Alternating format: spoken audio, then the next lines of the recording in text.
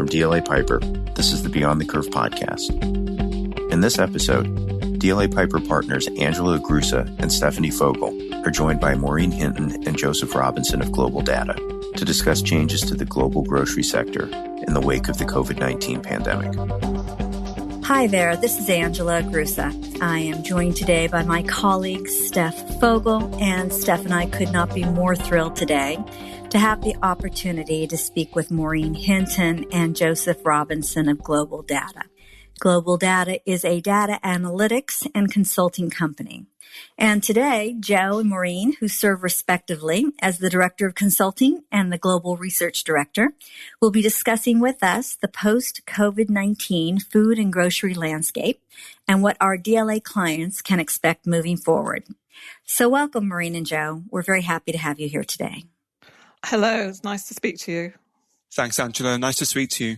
So one of the things that Steph and I want to ask is, in your views, what occurred following COVID-19's global lockdown that has changed the food retailing landscape?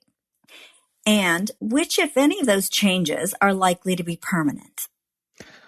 I think the major change was because of the lockdown. There was this big shift towards food retailers because they were obviously essential retail. We all have to eat. And that has really driven the forecast for the year.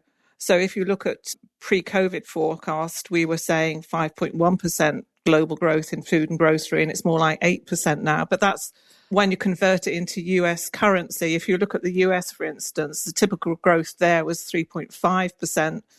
Now we're forecasting it somewhere around 12.5%, which is a massive increase. And so there has been this big focus on food and grocery retailers, and of course, mainly online as well. So I think that is something that is going to continue over the next couple of years because it's attracted a lot more consumers that wouldn't have used online food and grocery previously. What do you think, Joe? Yeah, well, I think the last few months have really highlighted the remarkable agility of the grocery industry across the different regions. Obviously, we're past the stockpiling point now, but we had in many markets the first few months of the pandemic, the rush to buy toilet roll, etc. Following that stockpiling, we've seen, as Maureen mentioned, that increased demand not only for food and grocery items, but to use grocery stores as well, because those were among the few stores that were still open. So they've been taking share away from non-food retailers, but they've also been taking share away from food service and restaurant operators too. And I think the response in terms of flexing the supply chain, in terms of increasing the online capacity, has really proven how agile the industry can be and has been. Yeah, I think one of the things is that we're hearing from CEOs of supermarkets. The CEO was saying that their online business is 3 years ahead of where they expected it to be now because of the pressure that they had to have on online and how they've actually achieved that over a very short period. And I think it's meant that management across these different businesses have really started to rethink very quickly how they've got to meet this new demand. And I think that has really pushed them, but it's also made them think very differently about their businesses and how they're going to manage it in future because they've had to stop and rethink and reset. It really made them much more flexible and much more innovative. Let me add another question on the point you made because it's really very insightful. And I think that's a lot of what Angela and I are seeing too with our clients in this space. In terms of restaurants who are also struggling and trying to get into the business and the marketing of selling ingredients more as a grocery as opposed to providing full pre-made meals, do you think that this will continue? Or maybe there will be more of a partnership with food retail directly, or will that just sort of peter off in the context of post-COVID?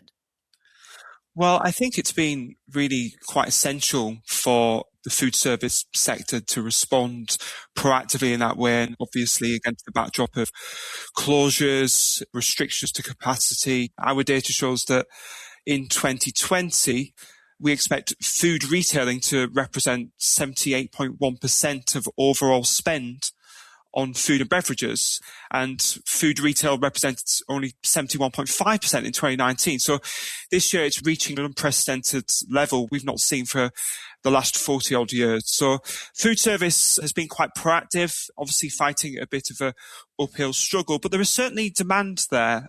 So the restrictions that have been placed both by consumers themselves in terms of being careful, but also top down from governments, has meant that shoppers have been really looking for that restaurant experience at home. And who better to provide that than food service operators with things like meal kits, for example.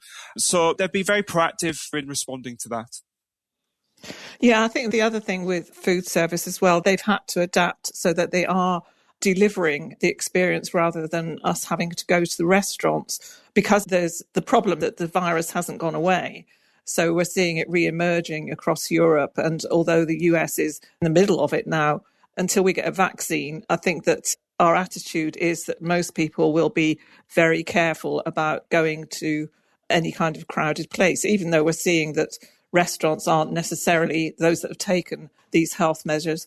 They're not necessarily where you're actually getting the repeat of the virus or catching the virus. But because of the way different authorities are dealing with this, that they are bearing the brunt. So they have had to adapt. And as Joe was saying, it's delivering meal kits or delivering what would be your restaurant experience, but delivering it to your home.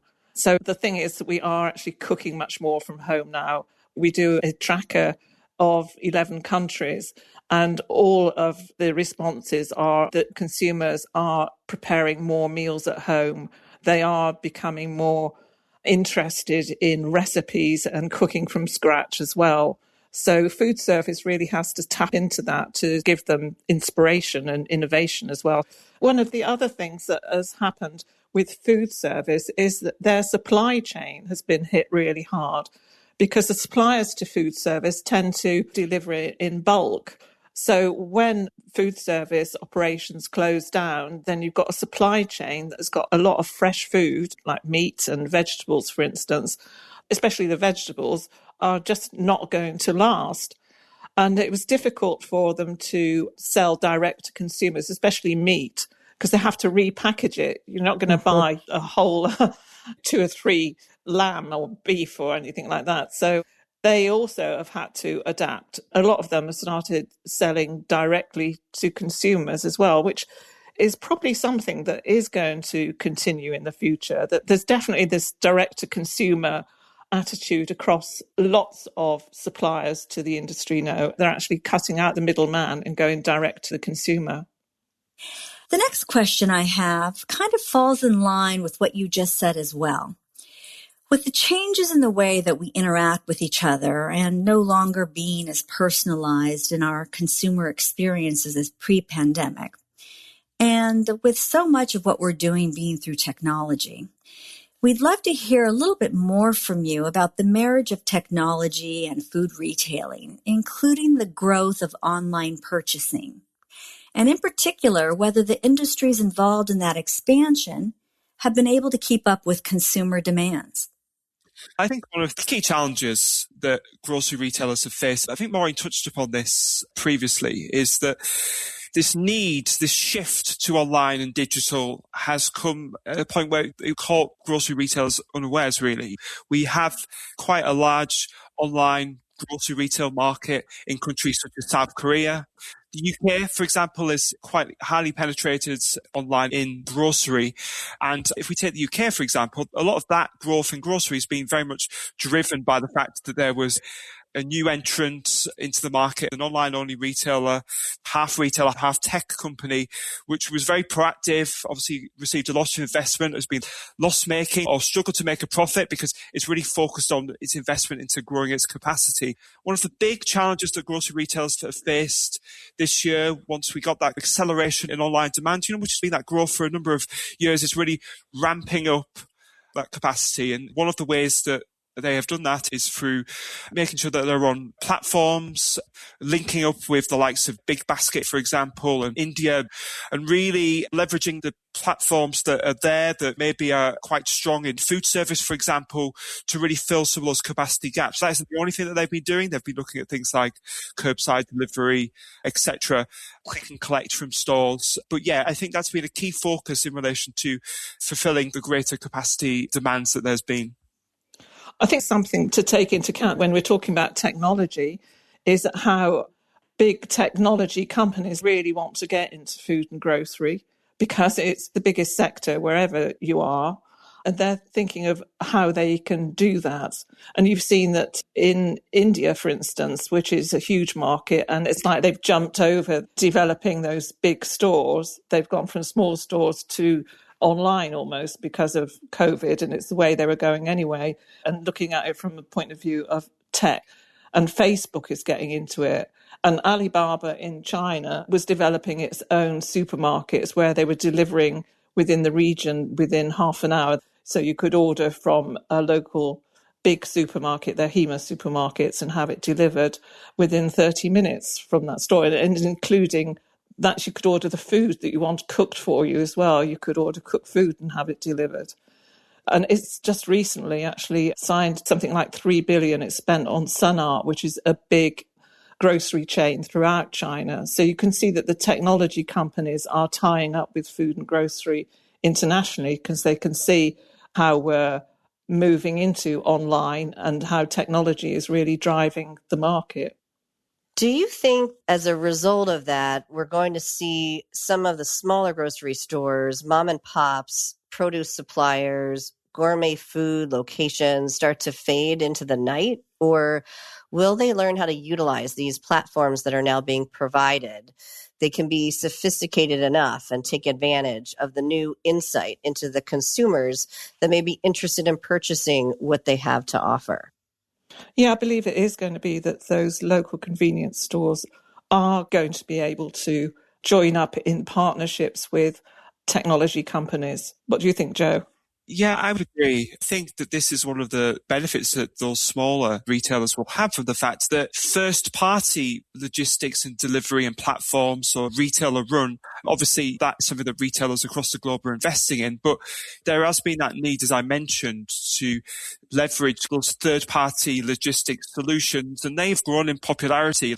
And those platforms have been very proactive in getting local grocery retailers, local food service operators signed up to them. And really, I believe the increasing and the popularity of those platforms will actually help those local retailers. And also, one of the things that we did see through the early months of the pandemic was that switch to localism. Actually, some of these local operators, we used the UK, for example, there was an increasing demand for local butchers and fishmongers, for example, because they were well placed, quite small and agile to meet rising demand. At the same time, there was all these issues in terms of the global supply chain and cross-border trade. This didn't really affect some of these local retailers as much. And at the same time, we saw that across a number of different countries, there was increasing trust in local products and local retailers through that crisis. So actually, I think that through the last few months, what we've seen both from local retailers getting on these technology platforms, but also their greater agility really points to quite a positive future for these operators. Yeah, and one of the other factors that came out of the surveys that we've been doing, we were looking at post-coronavirus now to see what the recovery is like. But what we're finding is that consumers still want to buy locally. They want to buy from stores locally, but they also are looking for local products as well, because I think that they've got more trust in that too. So it does actually then raise the question whether we need these big out-of-town grocery stores, because you can buy online, you can get your major products from online, just household products, major consumer products that you need, and then you can buy everything else locally. And I think that is probably going to last for at least a couple of years because of the safety aspect as well. People will want to stay local. So it's going to really boost their local community. In terms of that point, which is an interesting one that you raise with respect to trust and wanting to buy local and the importance of feeling good about where you're purchasing from and who you're purchasing from. We've heard a lot about how that's playing out in the larger retail market. What is the importance of being a good corporate citizen and focusing on how these large companies want to help the public and focus on the environment and sustainability? How do you see this playing out now in the post-COVID market? Will this continue to be of increasing importance moving forward? I think actually the coronavirus and the last few months have really shown in a positive way. But I think one of the key changes between now and 5-10 years ago is really the use of social media to create a narrative for different companies and how it can be used in a negative sense. You don't want to be a grocery chain that goes viral on Facebook or Twitter because of not handling a customer complaint properly or something wrong happening in terms of that sort of customer interaction, because that is an instantaneous thing. And whereas 10-15 years ago, it may have been that if it was something really serious, it would be in a local newspaper. Now it's seen by millions of people potentially. Social media has had a big impact in terms of the potential negative aspect. But actually, for the last few months, I think that it's really shown the potential of it from a positive aspect as well. So lots of grocers, grocery chains, and a lot of brands as well responded to the lockdown and the hardships that both their shoppers and employees were facing very, very proactively. We've seen a number of grocers, both in the UK and the US, for example, introducing compassionate shopping hours to key workers and healthcare workers, vulnerable shoppers. And I think in the modern landscape, the modern communication landscape, that sort of investment, those sorts of initiatives can really boost the reputation of retail chains, probably more so than they ever could do in the past. Yeah, I agree with that. I want to follow up on that thought because Steph and I were thinking along the same lines. Before the pandemic struck, we saw food makers and retailers increasing involvement in environmental and sustainability initiatives, including in the ways in which foods are being harvested, packaged, and delivered. But when COVID-19 struck, and with it issues concerning food supply and access and sanitation and safety, it felt like public concern for things like single-use cartons, plastic shopping bags, and even cleaning and chemical solutions became less important as environmental risks than pre-pandemic. But now, as we're entering this post-COVID environment, do you see that companies are able to regain their positions, or maybe for some to establish positions that balance public health risk with environmental sustainability concerns in the ways that they're producing, packaging, and selling food? Yeah, I think that's still a concern for consumers. Obviously, as we're heading for a lot more unemployment, then there's always that issue of, have you got the budget to be altruistic? But I think that there is such a raised profile on sustainability, on plastic pollution, on where our food comes from, things like palm oil, etc. There's much more raised consciousness of what we're doing to the environment, and consumers, especially younger consumers, are very conscious of that. And you are seeing that food retailers are taking much more notice of their supply chain, their packaging. Also, there is that health issue that if we're ordering more food online or getting it from food service, is about having tamper-proof packaging. Of course, there's a lot more packaging that's being used, but it tends to be paper packaging, and it's the plastic that they're trying to reduce in the supply chain. It's very, very difficult. But having the recycling, I think this is definitely not going to go away. You're seeing lots of retailers now bringing that much more to the fore. There's more about, on the non-food side, about recycling and resale and hire as well. But it is something that's very much aware amongst consumers. And as Joe was saying, on social media, that means it raises the profile even more. I think also the investment into a sustainable, environmentally focused strategy and the development of that strategy is something that many companies have been working through for a number of years. And many of them are taking it very seriously. They've got specialists internally, teams internally, really dealing with these issues. And to go back to my point about social media and the fact that actually it's allowed shoppers to see through half-hearted attempts quite easily. And it's harder for companies really to greenwash shoppers in the same way that previously they may have been able to, not suggesting that many of them were, means that actually they've just taken it very, very seriously. A lot of them have got initiatives, they've got targets that they're trying to hit. And of course, this year we've seen a halt to that and a focus on tamper-proof packaging, as Maureen mentioned, and packaging that sometimes can supersede environmental concerns. I don't think that's going to knock major global brands and retailers off course in relation to their long-term targets. Well, that's a very interesting point. Let's take that to a different level in terms of the consumer's buying behavior. Whereas pre-COVID, the big driver and seller was to be in the market of health and wellness and organic and natural and clean. And then through the course of COVID, a lot of focus has been on being sanitized and sterile and being able to kill germs. And those things are not always consistent with the original plan for things from the earth and natural without pesticides. Given that competing drive in consumer behavior, just as you were discussing the impact on packaging, do you think that will in some way impact consumer buying behavior moving forward in any way away from natural or health and wellness? I think there's still a very, very big concern about health and wellness. We've seen that anyway on the fact that we're all working from home, but that everybody's buying bikes for home and gym kits for home. And the fact that we're cooking more at home and cooking for ourselves is also having a control of what you're eating. I think there's still a big concern about that. The point of view of sanitized and health is more about the contact as well, the kind of contact you have.